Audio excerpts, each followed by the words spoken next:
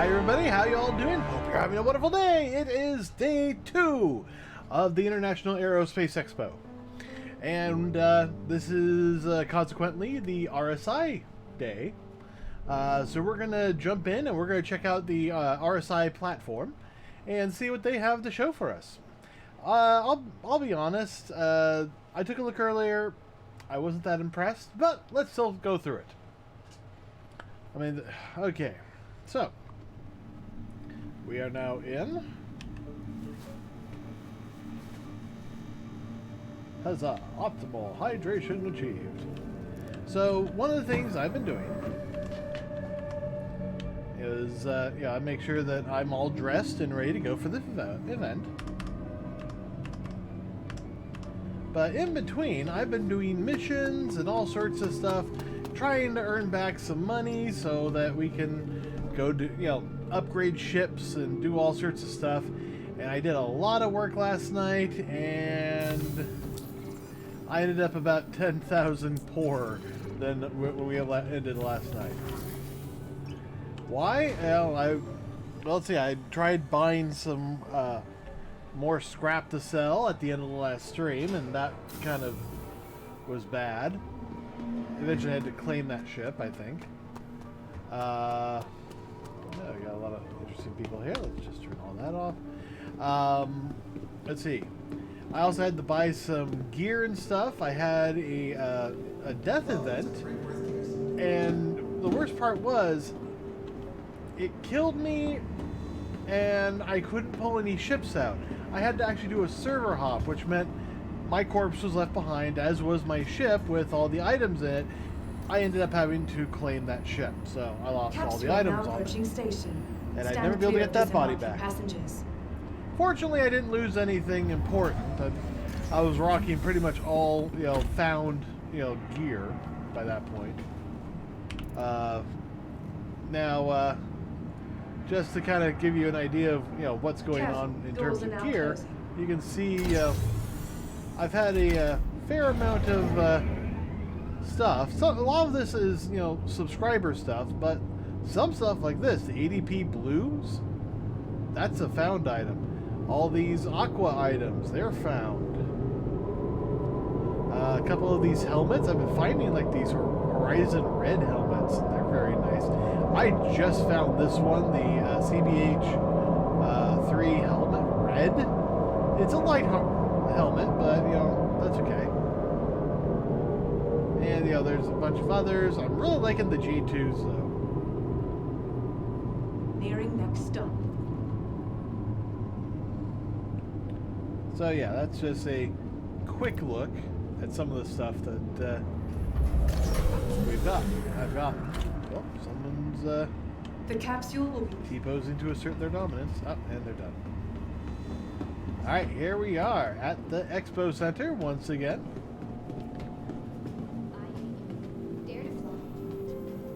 Okay. I saw something and I was like, what's that? Oh, it's just the thing. Alright. So, yeah, introducing the Ares Starfighter and Redeemer. That's the big things for the show, at least for today. Wait, is that like a little fan? I think it is. That's like a little tiny fan that they have back there to cool off the monitor. That is a fascinating detail.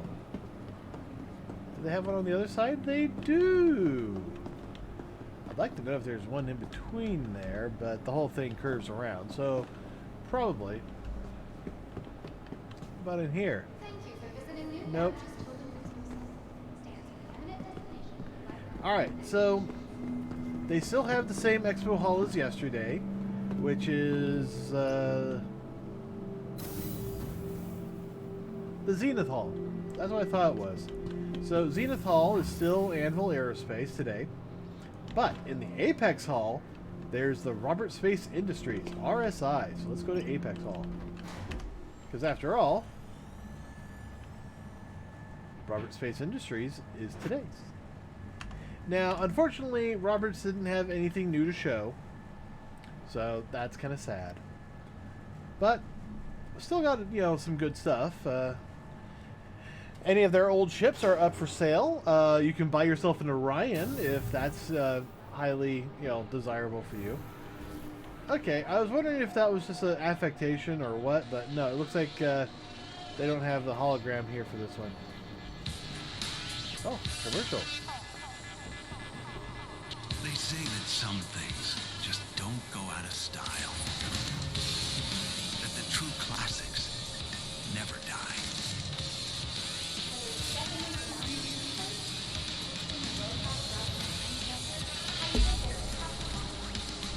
Touring, exploration, combat, and now introducing long-haul freight.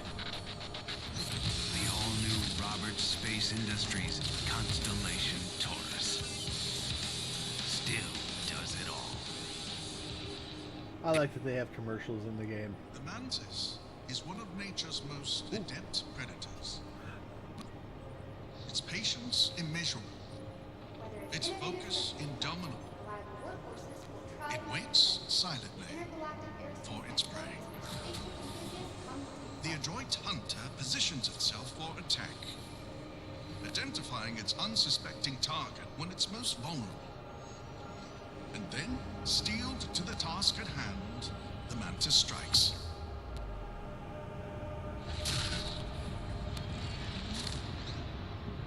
Its prey never stood a chance. Catch, hold, enforce.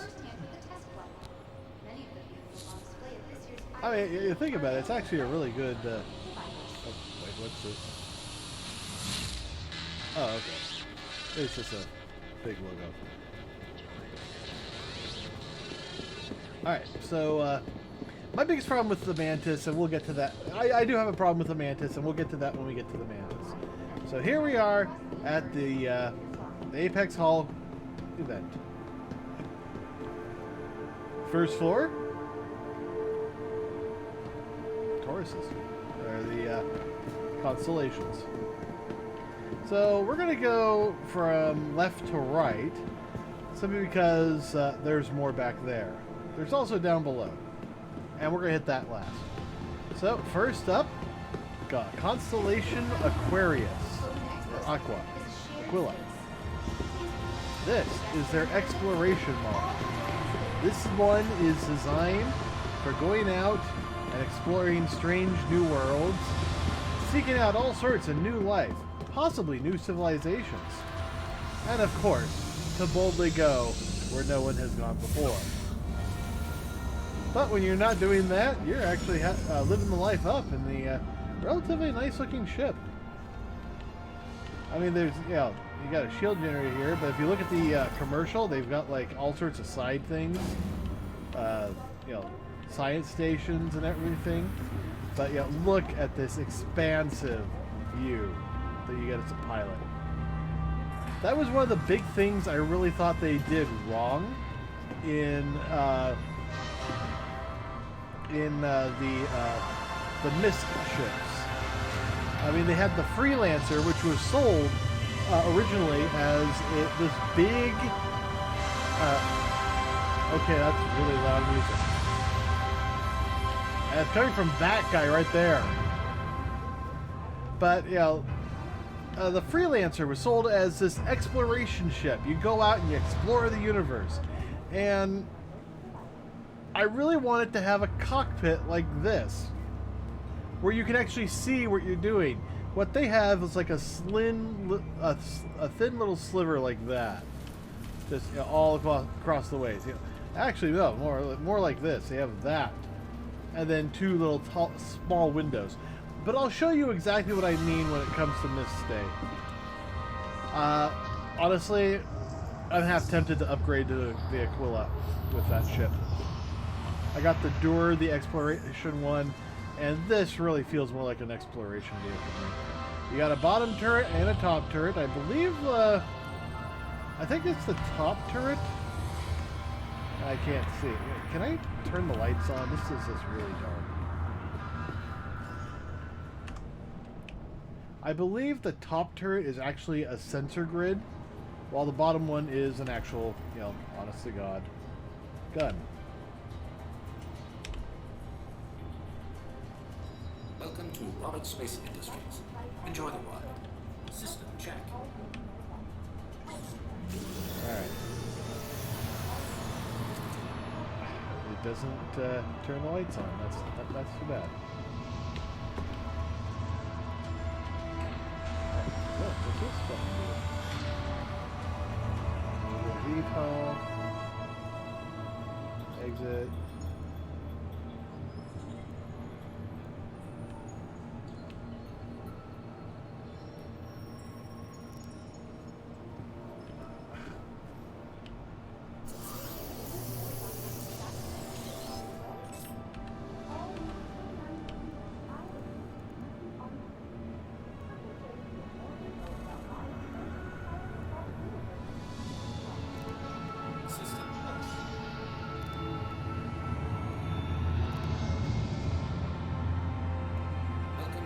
Space Industries. Enjoy the ride. System check. Oh, there's a whole bunch of stuff here.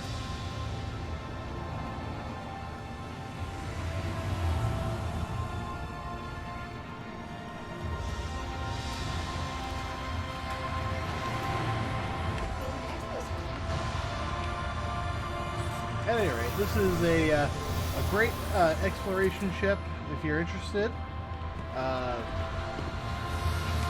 As you can see, high visibility from the cockpit. You've got your sensors turret up here. You've got your actual turret down there. The pilot actually has some nice, tools too. I don't have a helmet, so. And of course, you got your beds for the 4 crew. You got some weapon storage and racks, a bathroom, and Oh, is this usable yet? Well, that's it. Can I pull the table up? Once upon a time, this table used to come out of the floor, and you can see it. It highlights with the chair, but I guess they haven't gotten that working yet. So here, it is almost fucking impossible to see anything in here. How? There used to be buttons that you could press to turn lights on. I don't have my helmet, so. Anyway, here's the cargo bay. I know it looks like it's almost completely black to you, and it looks pretty much the same way for me. But you know what? How would you do this? There we go.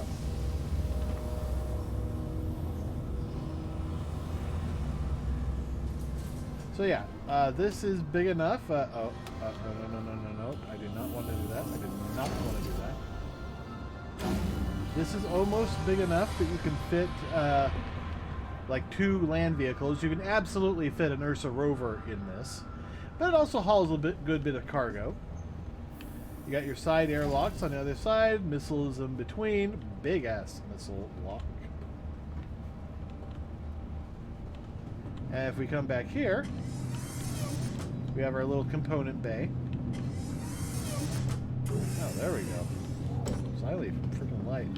And you've got the Snub-Nosed Fighter, which is available in literally every constellation.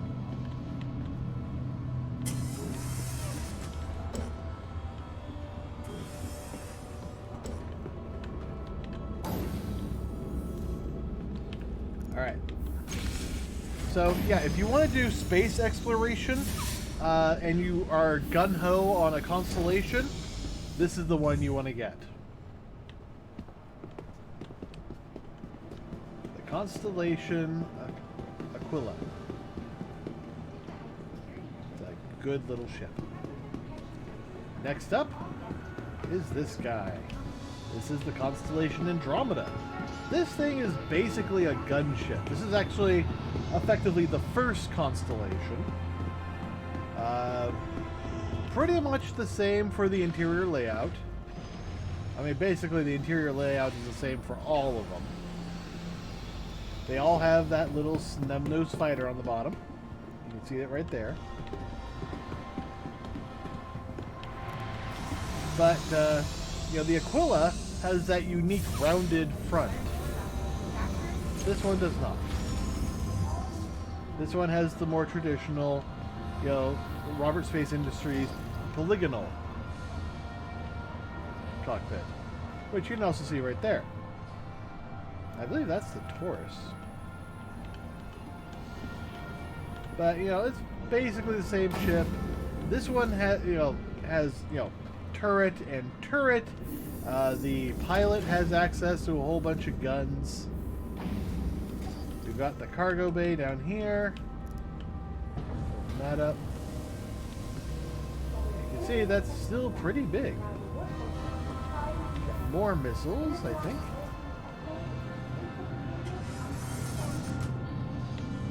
And then, of course, this limited slider.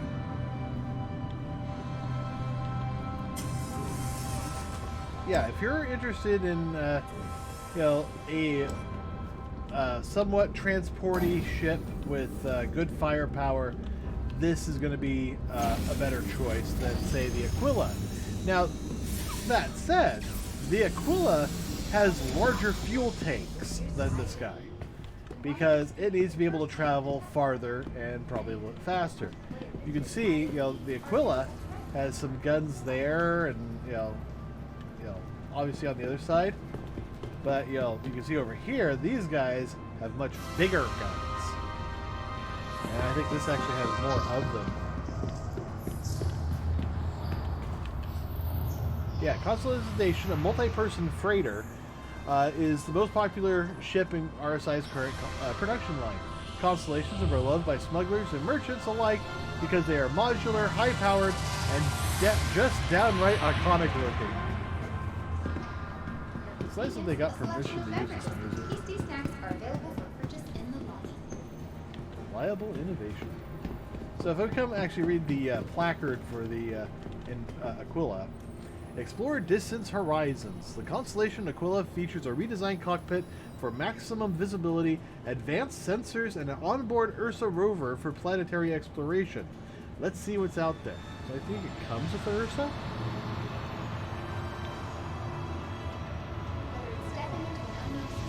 Okay, so next up is this guy, which will be the Constellation Taurus.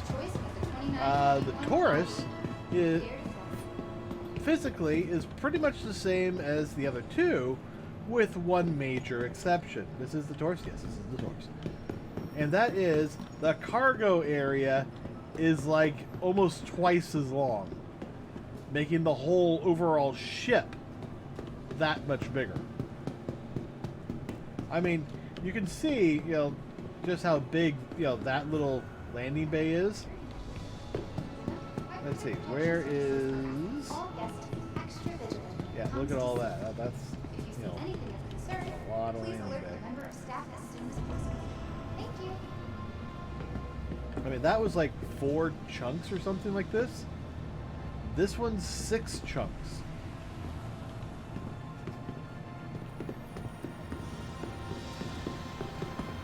So if transporting cargo is your game, and you want a fair amount of protection, this is the ship to get in the Constellation line. Again, same, same insides, top turret, bottom turret, iconic thing. Somebody was in the bathroom.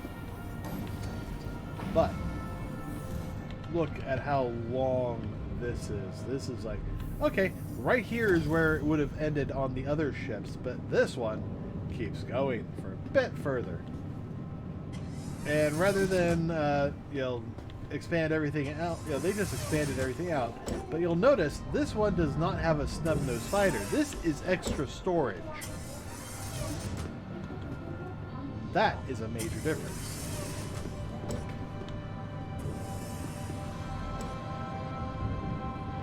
And now let's go check out the one that's playing all that music.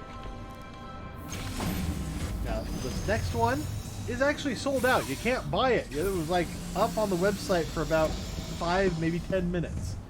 The Constellation Phoenix. Now, I could rent this for free, and that wouldn't be bad.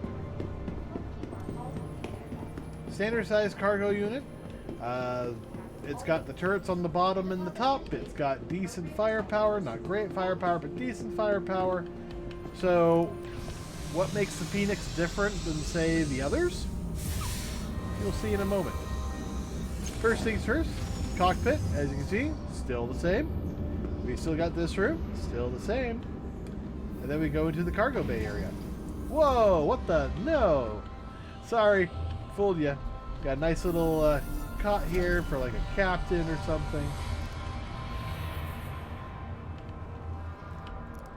So you have a nice little quiet room. You got another one right there. And then back here, you have some luxury seats, a table, you have a bar, a nice little conference table,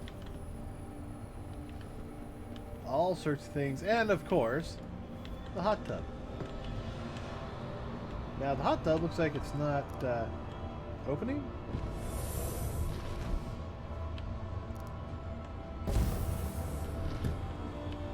Oh, a component. It's nice. Yeah, this is a hot tub, although I don't know why it's not opening. You also have a fish tank. Oh, it's got a broken constellation in there. Oh. And then over here, an executive bedroom. So if you have a bunch of high-profile people who need to, you know, be carried around in style, this is the vehicle you use.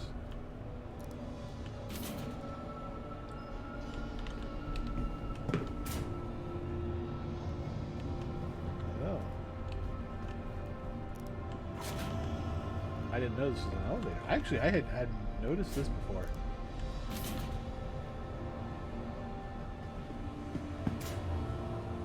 Ah, this is how you access the cargo area. Which actually, now that I see it, it looks really nice. Yeah, I wish I could afford one of these. Actually, I can afford one, it's just they're not available for sale.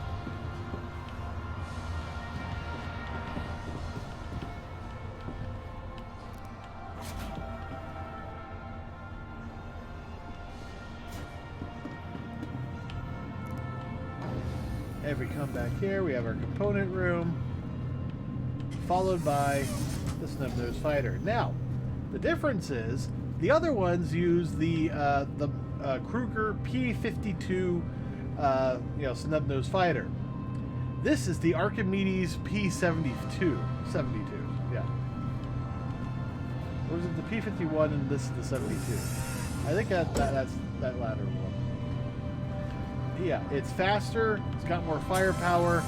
Overall, it's a better snub-nosed fighter, but it's not that, you know, huge of a price difference. I mean, if you're just buying the ships by alone, I think it's like it's, you know, like less than a $5 difference, I think.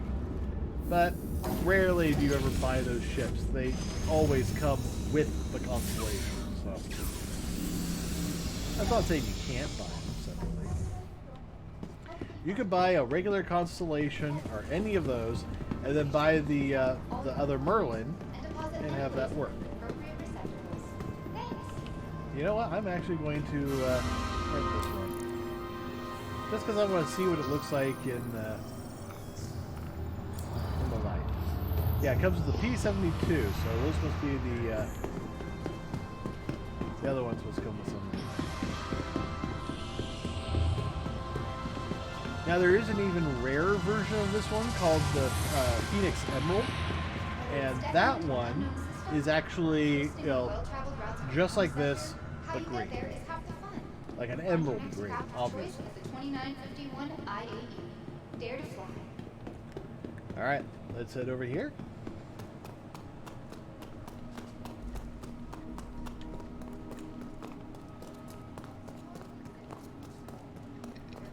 Convenience, a selection of beverages. Tasty snacks are available for purchase. I actually was thinking about buying one of those Phoenixes. I mean, I don't have a Constellation, but I was thinking, oh, that could be fun. So here we are. We're now in the land of Aurora and the Mantis. And we'll get to the Mantis at last. So, here are Auroras. This is the Aurora LN, or Legionnaire, if you prefer. Does it say exactly? Nope, just says LN. More robust shield generator and paired with additional weapon hardpoints, the Legionnaire, there you go, is a dedicated combat fighter built to handle any obstacle the universe can throw at you. And yeah, it is. For a starter ship price, this is a decent fighter. The problem is, once you scale beyond that, suddenly this kind of starts getting left behind. Now, there are like 5 models of the Aurora. This is the MR. This one's better for cargo running, if I remember correctly. Perhaps you're looking for something that offers a bit of carrying capacity, but has combat capabilities too. The Aurora Marquis comes with a pair of Barian quality lasers and a high quality gun cooler system. So right there, we got the really nice guns. If you come back over here, I think they use the same guns. Yeah. Basically, that's the Combat Pinnacle version. This is the version you would most likely see in trading. Which one's this? Oh, this is the LX. It looks a little different from what I remember. This is the luxury model. Be proud of your roots in the brand new Aurora Deluxe. Built for the discerning pilot who never forgets where he or she came from. The LX features patented leather interior to guarantee comfort in those long stretches in the deep black. So yeah, this one's all about comfort and luxury. Well, as much as you can get from a single seat vehicle. Now let's go over and check out the other Auroras. I've had the MR and the... okay. I'm trying to remember what the other models are. Ah yes, the ES. The Aurora is a modern-day descendant of the Robert Space Industries X-7 spacecraft, which tested the very first jump engines. Utilitarian to a T, the Aurora is the perfect beginner ship. It's what it lacks in style, it makes up for in ample room for upgrade modules. So this is the all-around, basic version of the ship. The Aurora ES.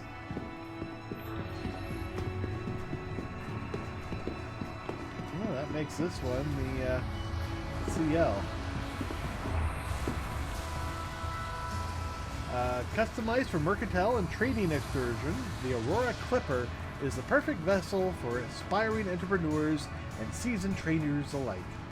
Swapping the smaller power plant and armor capabilities for an expanded cargo capacity, the Clipper ups the ante for personal merchant craft. So I was wrong. This is more of the cargo runner. And when you access these ships, the cargo, it's like right here in the back. See, they actually removed the whole cargo unit. So that's weird. We can compare it to what they have over here. Yeah, they still removed the cargo unit, but this is much smaller in comparison to that one. But this is more, more along the lines with what the other Auroras are. All right, finally, in this room, we have the Aurora, not the Aurora. We have the RSI Mantis. You saw the commercial for that just a moment earlier. Excuse me, sir. RSI Mantis. Stop ships dead in their tracks with the RSI's premier quantum enforcement ship.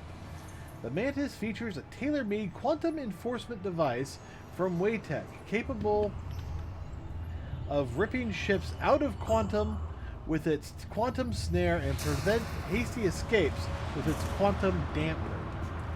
So what this does is it will take the their power generation almost pretty much right here in the middle of the back of the ship,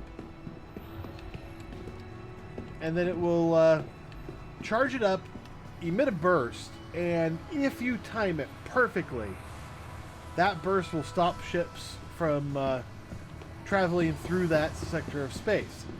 I have done tests with this, and I have never had it work correctly.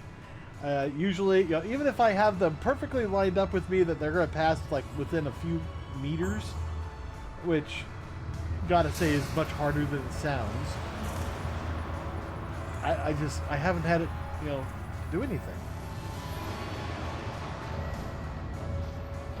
I think I'm doing it right, but I don't know. I like the concept, but the execution is tricky, and I wish it was a little bit easier. Also, they said something about tracking your prey. I'm sorry, this needs a better sensor system in order to track your prey. Because, you know, most things have to be within, you know, a few thousand meters for you to even censor it. And yeah, even in this patch, it's even worse. You got to pretty much be within 1,000 meters for it to show up in your sensors. At quantum speed, you're, you know, someone showing up for 1,000 meters is going to completely pass you by the time the ping happens on your monitor. So, would I recommend the Mantis? Caveatly, yes. I don't spend real money on it unless, you know, you are a, you know, security officer or something, or you want to do, you know, try and trap people. But even then, I would recommend try buy it in-game. At least rent it first. See if you can ensnare somebody, and yeah, give it a fair shot. I mean, I keep trying, but I'm just not happy with what's going on with it. Alright, let's get down below. We got some holograms to look at. Holograms! Ugh. I don't know what it is. I have not been able to get a good night's sleep in the last few days. I try to take a nap in the middle of the day so I can be up and cognitive for this stream, but I don't know. Just today I couldn't get that nap. Not that naps are always fun. Alright, here they are, URSA Rovers. These are what you can fit inside a Constellation. Unless you're getting a Taurus, then you can probably fit both of these. But the URSA Rovers are a nice little transport vehicle. You got room for 4 people, and you got a pilot and a co-pilot room.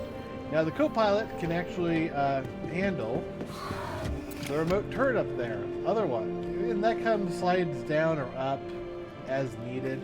The pilot can also control the turret as needed, but usually you want to hand that off to your co-pilot and have you focus on, you know, just traveling. I don't think that there's anything over here. Yep, there's nothing over here. Just a place to sit. So that leaves the display hall.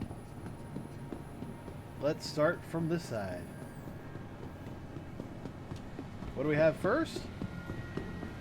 The Scorpius. RSI Scorpius. Heavy fighter.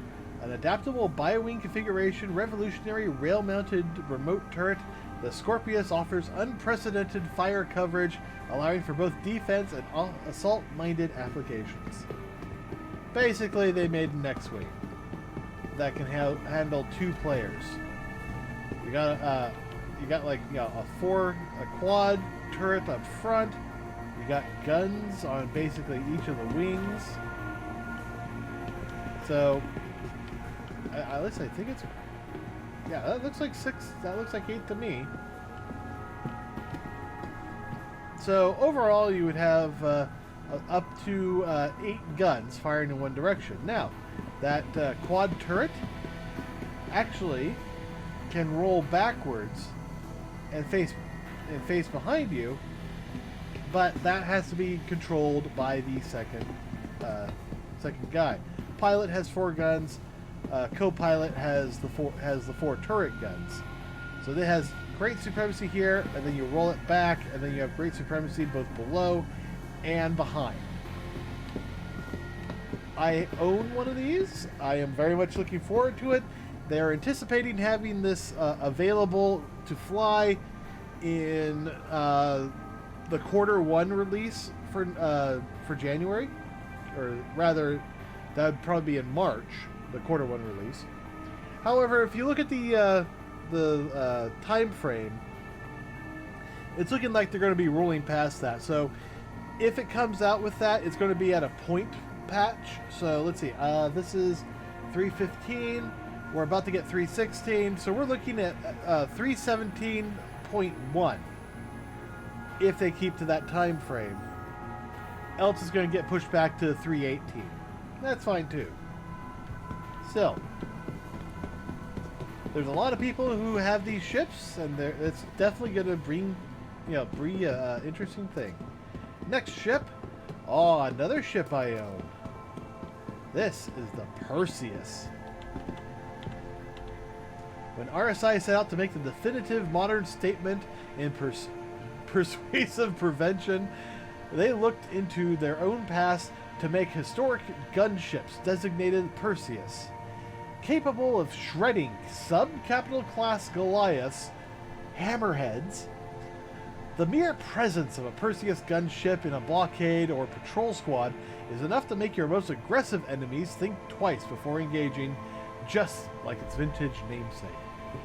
So yeah, this thing has big old cannons on it, and lots of little cannons too. But this is a massive, I think, what was it, 5 levels? Oh, and let's not forget the cannon on the bottom. And yeah, it's just, this thing is a massive gun. Not quite like the flying wings, but still, this thing is massive, but not too massive. And quite frankly, this thing will tear hammerheads apart, and possibly even Idris's. But it was designed to defeat hammerheads, basically. Just rip them to shreds with giant guns. Now, on the slightly opposite side, we have this. This is the Polaris. This is a missile gunboat carrier. This is primary job is to shoot long-range missiles. It can carry a full-size fighter in its belly, whether that's the Scorpius or even a Hurricane. I think. This is one big ship. I mean, look at the size of that cockpit. That cockpit right there is pretty much the same size as the cockpits out in the other room on the Constellations. And then you add all of that. This ship is bigger than the Perseus. And you can see that there's at least 1 and 2. And there'll be one on the other side. And then probably 3, 4...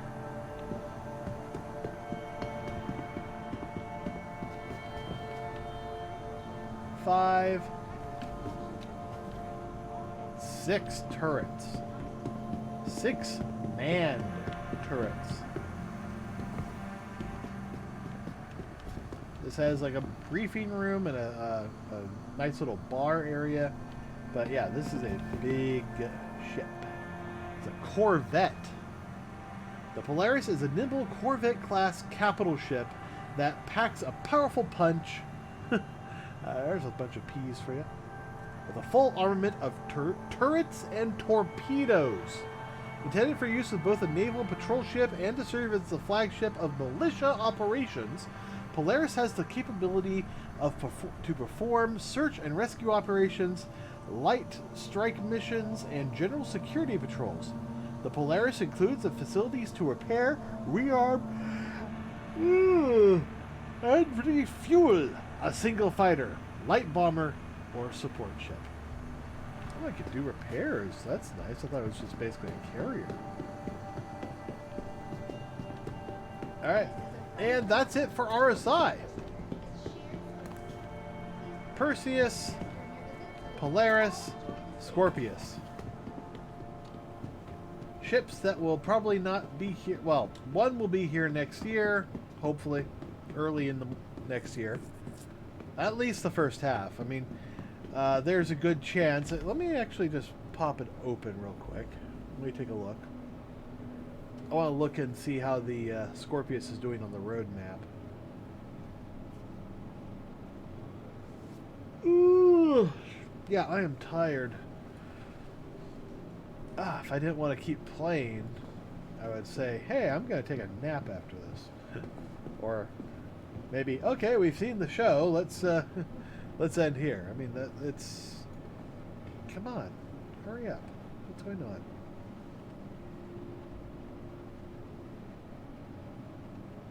Alright, there we are. Alright, road map. Let's switch to release view. Find the ship. There's Scorpius, still listed tentatively for 317. Let me swap over so you can see. Here we are. It's listed tentatively for 317, which is Q1 2022. Let's actually check out the deliverable view. And for that to be finished Q1, it has to be done before the end of March. Which means if it's going to be a 3.17 release, since it's going a little bit extra, it might end up being like a 0.1 release. Which is a good possibility. Take a look what's coming up in the middle of Q2. May. End of May, beginning of June, that's where you usually will get a the 317.1 patch, because that will be Invictus Fleet Week. So the most likely thing that's going to happen is, yes, it will come out in patch 317, but 317.1 when they release everything that they need to for Invictus Week. There are two events that happen every year where Roberts Space Industries makes a whole lot of money to make the game. The first one is this one, IAEA. They just release stuff, one day after another over the course of a week or two.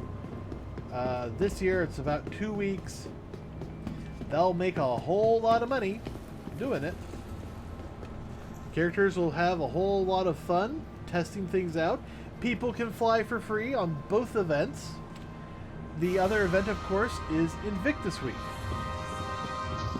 which is in-game the day that people who have signed up for the military leave for training. During your visit so that we can all enjoy this day together.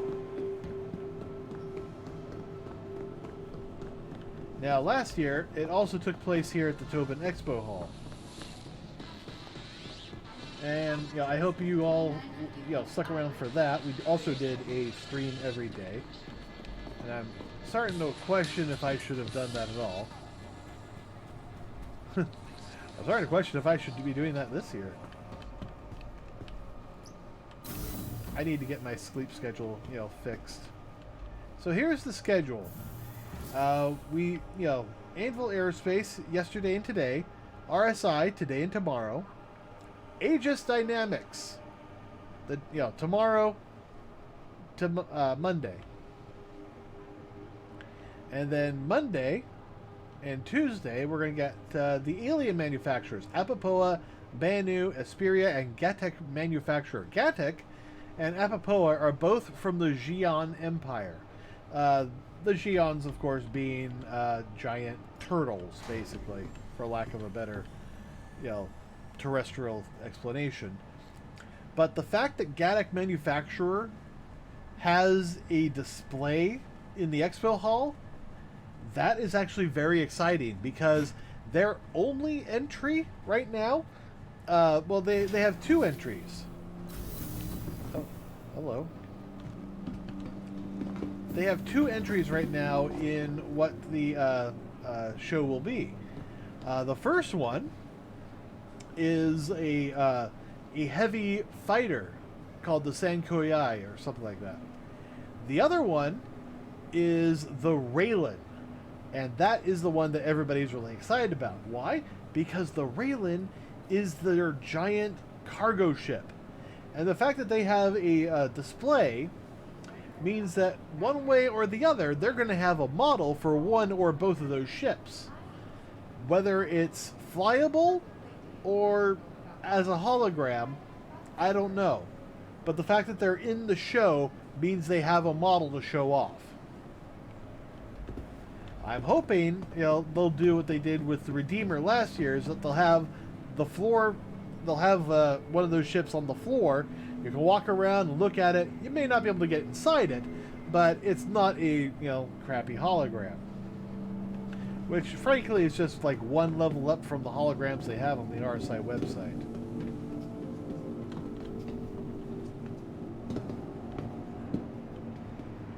Stands preeminent destination for live events and exhibitions. Okay, so now we're coming to decision time. What do we do next? And I'll be honest, I'm tired. I want to go to sleep. But at the same time, I've been streaming for less than an hour. Yeah, less than an hour. By about 8 minutes. I definitely want to play some more.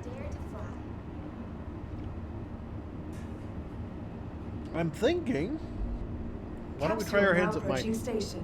Stand clear I of have disembarking tried passengers. doing missions, and everything from cargo missions to bounty hunting missions to a number of different things. Careful, doors are now And closing. one way or the other, everything I've tried is broken. I can't do cargo because a lot of places want to, a lot of routes want you to do scrap or something, and pretty much if you have to land on a place that does not have a landing pad, it's not going to recognize that your ship's there. So I don't know if cargo is something we can really afford to do. Doors are now closing. Oh, okay, yeah, here's my sleepiness coming in. Which pretty much brings me to, okay, if we're going to do it, we need a place where we can like land on a space station or land on a planet, put our ship away, and we'll be certain that it recognizes our ship's cargo. Which sounds like what we could do for mining. Now I do recall there being a bug or two, I think, with rock mining. So using the land vehicles. But I don't know if that was fixed or not. God damn it.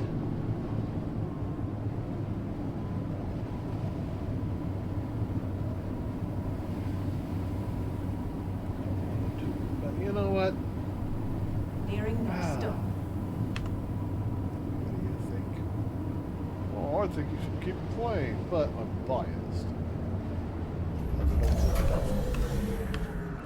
Yeah, that's the other thing, is I don't want it to die either. The capsule will be leaving the station momentarily. And I kind of feel like that if I go out and I start doing stuff like mining, I feel like I'm not going to be a very good host for today's episode.